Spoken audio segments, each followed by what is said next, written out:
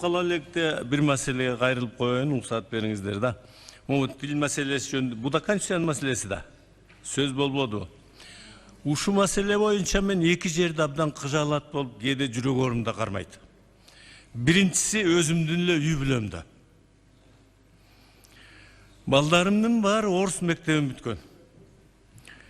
Кемпирим да аралашып кетет аларга. Үйдө орусча сүйлөшөт. Мен тыя албайм, күчүм жетпей койду айланайындар. Силерге бул элдин көйгөйү деп ойлойм. Экинчиси, маршруткада жүрөм мен көп.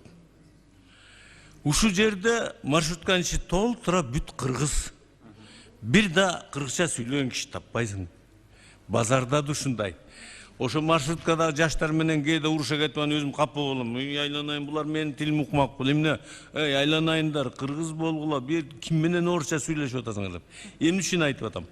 Жанагы орус тилин официальный статус. Орус тил керек бизге. Орус тили менен көп нерсеге жеттик. Мен аны жакшы билем. Англис тил да керек. Канча көп тил, чет тилди көп билсек, ошончо чет эл бизди сыйлайт. Ал керек. Ага өзүнчө мыйзам кабыл алып, өнүктүрүшүбүз керек.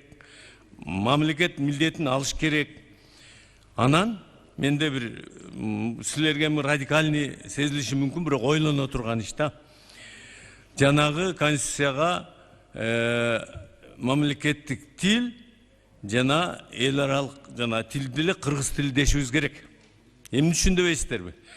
Дүйнөнүн 60%-тен ашык эли англис тилинде сүйлөйт.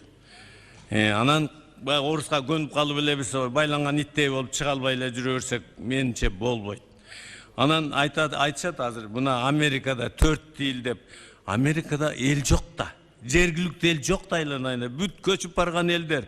Анан федеративный мамлекет. Анан алардын шарты башка, биздики башка. Анан биз эмне үчүн кейип атат? Тилди жоготуп жиберебиз. Анан ошондой бир адам өзү жаратылышы ушундай да, мен муктаждык болмоюнча адам эч нерсени үйрөнбөйт да, иштегиси да келбейт. Жата берет. Муктаждык кылышыбыз керек.